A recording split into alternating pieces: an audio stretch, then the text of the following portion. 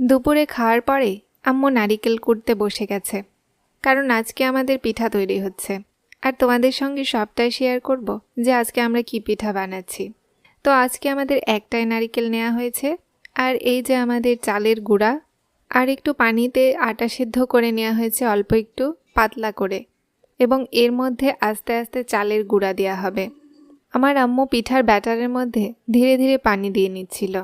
আসসালামু আলাইকুম ভিউয়ার্স, আজকে আমরা তৈরি করছি দুধ চিতই পিঠা। আর এই চিতই পিঠাটা কিন্তু অনেক টেস্টি।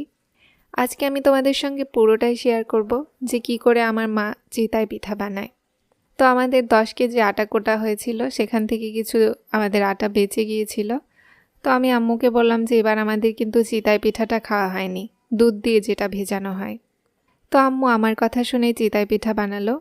আর হাফ কেজির মতো আটা আম্মু আগের থেকে পিষে রেখেছিল, পাটাতে পিষে রেখেছিল। সেই আটাটা দিয়ে আস্তে আস্তে সুন্দর করে মেখে নিচ্ছে। আমার আম্মুর হাতে চিতই পিঠা কিন্তু অনেক ফলে, আর আম্মুর চিতই পিঠাগুলো একদম অথেন্টিক হয়। কোনো ধরনের সোডা বা কোনো ধরনের বেকিং পাউডার ছাড়াই কিন্তু আমার আম্মু এই পিঠাটা বানায়। এজন্য আমি তোমাদের সঙ্গে পুরোটাই শেয়ার করছি, যেন তোমরাও কিছু দেখে শিখতে পারো। উষ্ণ হালকা পানি বা হালকা সাধারণ পানি দিয়ে তোমরা এই ব্যাটারটা তৈরি করতে পারো। আর এই যে অনেক বড় কিন্তু এই পাতিলটা, এই পাতিল ভর্তি করে আমাদের আটা কটা হয়েছিল এবার, প্রায় 10 কেজি আটা। এবং আরও চাল আছে, আটা কটার চাল, ওগুলো আস্তে আস্তে আমরা খাবো পুরো বছর ধরে। ওই আটাটা মাখা শেষে আম্মু আবার একটু আটা গুলে সেটাকে একটু তাপ দিয়ে নিচ্ছিল।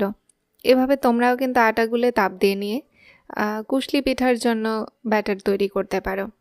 এভাবে কুশলি পিঠার ব্যাটারটা তৈরি করলে পিঠা অনেক নরম হয়, আর একটা পিঠাও ফাটবে না। এটাকে অনেক মিডিয়াম আঁচে দিয়ে আস্তে আস্তে করে একটা আটার ব্যাটার তৈরি করতে হবে। প্রতি বছর কিন্তু আমিও পিঠা খাই, কিন্তু এবার আমি আসলে পিঠাগুলো যখন তোমাদের সঙ্গে শেয়ার করছি, সো আমিও শিখতে পারছি যে কিভাবে পিঠা তৈরি করতে হবে। এখন তো সবাই শহরের জীবনযাপনের জন্য পিঠা করা একদম ভুলেই গেছে। সবাই বেশিরভাগ কিনে রাস্তার মোড় থেকেই খায়। কিন্তু সত্যি বলতে আমি কখনোই কিনা পিঠা খাইনি, কারণ আমার মা পুরো সিদ্ধই সব রকমের পিঠা বানায়, আর এই জন্য আমার কখনোই কিনে খাওয়ার প্রয়োজন হয়নি। এভাবে আস্তে আস্তে নাড়তে নাড়তে কিন্তু আটাটা হয়ে যাবে। আর যদি একটু পাতলা হয় তাহলে এখানে আটা দিয়ে নেবেন। আম্মুর একটু পাতলা হয়েছিল, তাই আম্মু একটু দিয়ে আবার নাড়াচাড়া করছিল, যেন কয়রার নিচে বা পাতিলের নিচে লেগে না যায়। তারপরে একটু হালকা হাত দিয়ে দেখতে হবে যে আটাটা হাতে লাগছে কিনা, না লাগলে আটাটা হয়ে গেছে। এবার একটা গোল বলের মতো করে সব কয়টাকে সাইজ মতো কেটে নিবে। এটা আমাদের প্রথমে কুশলি পিঠা বানানো হচ্ছে। অনেকে এটাকে পুলি পিঠাও বলে। আমরা বাংলাদেশিরা বা আমাদের নওগাঁতে এটার নাম হচ্ছে কুশলি পিঠা। কুশলি পিঠাটাও আমার ভালো লাগে, কিন্তু দুধ চিতই পিঠাটা আমি বেশি খাই, ভেজানো পিঠাটা, ওটা আমার খুবই ফেভারিট। শীত যখন গভীর হয় এই পিঠাগুলো খেতে তখন বেশি ভালো লাগে। যখন একটু গরম আবহাওয়া শুরু হয়ে যায় তখন আর ভালো লাগে না। আর ফেব্রুয়ারি মানেই তো গরম পড়ে গেছে, সো এটাই হয়তো বা আমাদের শেষ পিঠা। সব রকমের পিঠাই আমাদের শেষ খাওয়া, এটাই বাকি ছিল, দুধ চিতই পিঠা। আম্মু এই পিঠাটা অনেকগুলো করে যেন আমরা সারা দিন ধরে খেতে পারি, এবং 2-3 দিন ধরে যেন এই পিঠা খাওয়া যায়। এই যে কত সুন্দর করে আমার আম্মু পিঠাগুলো মড়াচ্ছিল। আমি অনেক ছোটবেলায় ভাবতাম যে আমি এরকম মড়াতে পারবো কিনা পিঠা। হ্যাঁ, আমিও এখন শিখে গেছি আম্মুর দেখা দেখি। এখন আমিও খুব সুন্দর পিঠা মড়াতে পারি। যেহেতু আমি ভিডিও করছিলাম তাই আজকে আর আমি হাত দেইনি পিঠায়। অনেক ছোট ছোট সাইজের আজকে পিঠা হচ্ছিল আমাদের প্রায় 10-12টা কুশলি পিঠা হবে আজকে। এদিকে সন্ধ্যা হয়ে গেছে, রোদ একদমই নেই বাইরে। তো আমি ছাদে চলে আসলাম কাপড় নিতে। আর অনেকগুলো আমাদের ছাদ ভর্তি খড়ি নিয়ে আসা হয়েছে, সেগুলো খড়িও শুকানো হচ্ছে। কিছু খড়ি আম্মু নিয়ে যাচ্ছে পিঠার জন্য, কারণ আজকে সন্ধ্যা থেকেই পিঠা ভাজা শুরু করবে, আর সারা রাত ধরে পিঠাটা বসবে, দেন আমরা সকালে খাবো। এখন আমি নিচে চলে যাব, কারণ আম্মুকে একটু হেল্প করব, প্লাস আম্মুর একটু ভিডিও করতে হবে। বাপরে বাপ, এত জোরে জোরে আগুন জ্বলছিল যে আমি তোমাদেরকে কি বলবো, ভিডিওতে অতটা বোঝা যাচ্ছে না, বাট খড়ি এতটা শুকনা যে অনেক জোরে জোরে জ্বলছিল। একটু দেখি তো কী দেওয়া আছে। ও, এটা হচ্ছে দুধ। দুধ জাল দেওয়া হচ্ছে আগে। দুধটাকে অনেক ঘন করে নেওয়া হবে। এখানে 2 কেজি দুধ আছে। আর এখানে কি আছে একটু দেখি। ও, এটা পানি। পিঠার ব্যাটারটা মনে হয় এখানেই রেখেছে আম্মু। হ্যাঁ, এটা হচ্ছে পিঠার ব্যাটার, পিঠার ঘোলা যেটাকে বলা হয়। এটা কিন্তু অনেক শক্ত, আর এটা এখন গুলবো আমি। এজন্য আম্মুকে আমি দিয়েছিলাম আর আমি এই কাজটা নিয়েছি। কিন্তু আসল কথা বলতে গেলে এটা নড়ানোই যাচ্ছে না, এত শক্ত।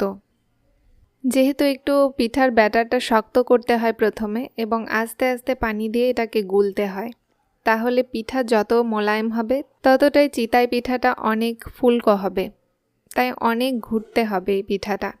ঘুটে ঘুটে যখন ফেনা টাইপের হবে উপরে, তখন বুঝতে হবে হ্যাঁ, পিঠার ব্যাটারটা তৈরি হয়েছে। অর্গ্যানিক পিঠা যদি কেউ খেতে চাও তাহলে কিন্তু আমাদের এই আজকের টিপসটা ফলো করতে পারো। এটা আমার আম্মুর সিক্রেট একটা টিপস, যেটা কেউ দেখাবে না বা শেখাবে না। কারণ এখন যারা পিঠা তৈরি করে সবাই প্রায় বেকিং সোডা বা বেকিং পাউডার ইউজ করে ফোলানোর জন্য। কিন্তু আমরা কিন্তু একদমই বেকিং সোডা বেকিং পাউডার ছাড়াই পিঠা করি। এবং এই চিতাই পিঠাটা আমরা বেশিরভাগ টাইমে খাই মাংসের ঝোল দিয়ে। মাংসের ঝোল দিয়ে চিতাই পিঠা খাওয়ার মজাই আলাদা। সো এটা অনেক ঘন, আর অনেকক্ষণ ধরে ঘোটাঘুটি করার পরে এখন দিতে হবে একটু হালকা পানি। এই পানিটা কিন্তু সাধারণ টেম্পারেচারের হলেই ভালো হয়। আম্মু একটু মিডিয়াম টেম্পারেচারের পানি নিয়েছে, মানে হালকা উষ্ণ পানি। আর আস্তে আস্তে পানি দিয়ে দিয়ে গুলতে হবে। পিঠা গোলা কিন্তু আমার অনেক ভালো লাগে। আমি আম্মুকে বলছিলাম দাও আম্মু, আমি একটু গুলে দিই। বাট আম্মু বলছে না, অনেক শক্ত, তোকে এখন দিব না। এই যে আমাদের গোলাগুলির পরে ফাইনাল লুক। এরপরে আর একটু ঘুরতে হবে। যখন একদম মোলায়েম পাউডারের মতো হয়ে যাবে তখন বুঝতে হবে হ্যাঁ, আমার পিঠার ব্যাটার তৈরি হয়ে গেছে। আমি তো সবসময় আমার আম্মুর পাশেই থাকি, এই জন্য আমি একটু টুকটাক নাড়াচাড়া করতেই থাকি। এখন এই যে একটা ছাঁকনি নিয়ে এসেছি আমি, এটার নামটা আসলে আমি জানি না। এটা দিয়ে আমি গুলবো, এজন্য আমার মাথায় আসলো হঠাৎ করে বুদ্ধি যে এটা দিয়ে গুললে হয়তো বা একটু বেশি ভালো হবে। সো আম্মু অনেকক্ষণ ধরে ঘুরছিল, আমিও ঘুরলাম, আর এখন মনে হয় হয়ে গেছে। এই যে এরকম গায়ে লাগলেই হয়ে যাবে। আমাদের যেহেতু দুধে ভিজানো পিঠা হবে, এজন্য আম্মু একটু নারিকেল দিয়ে দিল।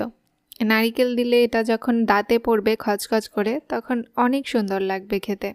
এটার টেস্ট আরও দ্বিগুণ বাড়িয়ে দেয়। এখন কিছুক্ষণ ঘোটাঘুটি করতে হবে, তাহলেই কমপ্লিট হয়ে যাবে পিঠার ব্যাটার। এবারে চুলার ওপরে একটু পানি গরম দিয়েছে আম্মু। এই গরম পানির মধ্যে আমাদের আসল পিঠার রস তৈরি করা হবে। এখানে আছে 1/2 কেজি গুড়। 1/2 কেজির হয়তো একটু বেশি আছে। গুড়টা আম্মু ঢেলে দিল। একদম পিওর খেজুরের গুড়। খেজুরের গুড় ছাড়া কিন্তু শীতের মধ্যে পিঠা খেতে ভালোই লাগে না, সো আমরা গুড় দিয়েই পিঠা খাই।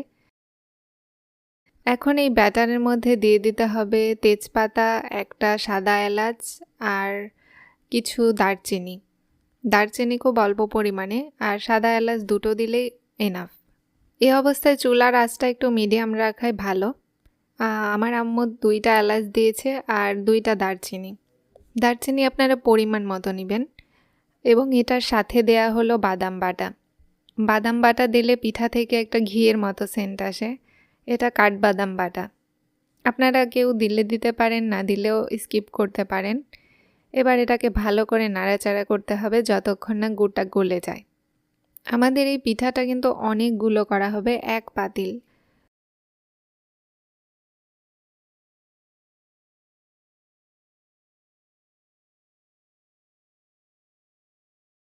এবার আমাদের কুশলিগুলোকে আগে দিল, এবং কুশলি দিয়ে একদম জাল দিয়ে এই রসটাকে নামিয়ে নেওয়া হবে। রস বলক উঠে গেছে, আর এই বলকের মধ্যে কুশলিগুলোকে আস্তে আস্তে ছেড়ে দেওয়া হলো। এত সুন্দর সুঘ্রাণ আসছিল, আমি কি বলবো। অনেক টেস্টি একটা গন্ধ, মিষ্টি মিষ্টি খেজুর গুড়ের গন্ধ। কুশলি জাল দেওয়ার পরে এখন আমাদের চিতাই পিঠাগুলো হচ্ছে। এত ফুলকো চিতাই পিঠা, ও মাই গড! আপনারা তো দেখতেই পাচ্ছেন কত সুন্দর ফুলেছে চিতাই পিঠাগুলো। একটা পিঠা ফোলা মিস যায়নি। বেকিং পাউডার বা বেকিং সোডা ছাড়াও যে এত সুন্দর ফুলকো চিতাই পিঠা করা যায়, এটা আমার আম্মুর কাছে না দেখলে আসলে কেউ বিশ্বাস করবে না এই যুগে। পিঠাগুলো কিন্তু অত্যন্ত স্বাদ হয়েছিল, কারণ আমি একটা প্রথমেই খেয়েছি। আম্মুর পাশে বসে আছি যেহেতু, সো খাওয়া দাওয়া করছি আর ভিডিও করছি। এখন রাত হয়ে গেছে আর প্রচণ্ড ঠান্ডা হচ্ছে। এটা আমাদের যেহেতু সিঁড়ির ঘর, সো একটু ঠান্ডা বাতাস আছে। চুলা কিন্তু একদম হাই হিটে আছে আর আম্মু আস্তে আস্তে করে পিঠাগুলোকে নামিয়ে নিচ্ছিল, যেন পিঠাগুলো না পড়ে যায় বা না ভেঙে যায়। এই দুটো পিঠা হয়নি, তাই একটু বন্ধ করে রাখলো আর আমাকে দিল। এই 3টা এখন ভিজাতে হবে। এই 3টা পিঠাকে আমি আস্তে আস্তে রসের মধ্যে ছেড়ে দিচ্ছি আর দেখো কতটা ফুলকো পিঠা হয়েছে। এক পাতিল ভরে গেছে, আরও কিছু পিঠা করতে হবে। পিঠাগুলো যে কতটা সুস্বাদু হবে আজকাল সকালের জন্য তো আমার অপেক্ষা হচ্ছে না, মনে হচ্ছে এখনই তুলে তুলে খেয়ে ফেলি। এই যে এখানে আরেকবার পিঠা দেওয়া হয়েছে আর এবারেও ঠিক আগের মতোই, মানে প্রতিটা পিঠা ফুলছে, কোনোটা মিস নেই ফোলা। চিতাই পিঠা কিন্তু আমাদের মাটির খোলাতেই বেশি করা হয়, কিন্তু ইউটিউবে দেখে আম্মু এবার এই লোহার ছাঁচে দিল, যে দেখি লোহার ছাঁচেও তো অনেক ফুলছে। এটা প্রায় 5-6 বছর ধরে আমাদের বাসায় আছে লোহার ছাঁচ, কিন্তু আম্মু ইউজ করে না। এবারে তো এটাতেও ফুলছে, কিন্তু আমার আবার বড় বড় চিতাই পিঠা খেতে ভালো লাগে, ছোটোগুলো অতটা পছন্দ না। রসে দিলে সব পিঠাই এক, ছোট বড় হোক। এই যে আমাদের দুধ ঢেলে দিয়েছে আম্মু, আর দুধটা অনেক ঘন ছিল, পুরো সর একদম দুধ। 2 কেজি দুধকে 1 কেজি বানিয়ে সেই দুধটা এর মধ্যে ঢেলে দেওয়া হয়েছে। এই যে কত মোটা সরগুলো সহকারেই আমাদের দুধের মধ্যে দিয়েছে, যেন মালাইয়ের মতো খেতে হয়। ভিউয়ার্স, এটা হচ্ছে আমাদের পরের দিন সকালের ভিডিও। আর পরের দিন সকালে খেতে যে পিঠাগুলো কি দারুণ হয়েছিল আমি কি বলবো। আম্মু 2টা টিফিন বক্স আগেই তুলে রেখেছে, প্রতিবেশীদেরকে একটা দেওয়ার জন্য আর আমার নানির জন্য একটা। এখন আমি পিঠা নিয়ে বসে গেলাম, পিঠাগুলো খাবো। আমি 4টা পিঠা নিয়েছি আর বড় একটা বাটি নিয়েছি। দেখে মনে হচ্ছে অনেক ছোট্ট বাটি নিয়েছি, কিন্তু না, আসলে বাটিটা অনেক বড় ছিল। পিঠাটা এতই নরম হয়েছে আর ফুলকো, অনেক টেস্টি। পিঠা খেতে খেতে মনে হচ্ছে এটা পিঠা না, এটা মালাই চপ। মালাই চপের থেকেও হয়তো অনেক স্বাদ। আসলে মায়ের হাতের পিঠা বলে কথা, এটা খাওয়ার মজাই আলাদা। আর খেজুর গুড় দিয়ে সত্যি পিঠা দারুণ হয়। এবার আমাদের লালি দিয়ে পিঠা বানানোর কথা ছিল, কিন্তু লালি যেহেতু পাইনি, এজন্য খেজুর গুড় দিয়েই বানানো হলো। তোমাদের যাদের যাদের ভালো লাগলো তারা আমাকে সাবস্ক্রাইব করে আমার সাথে থাকো।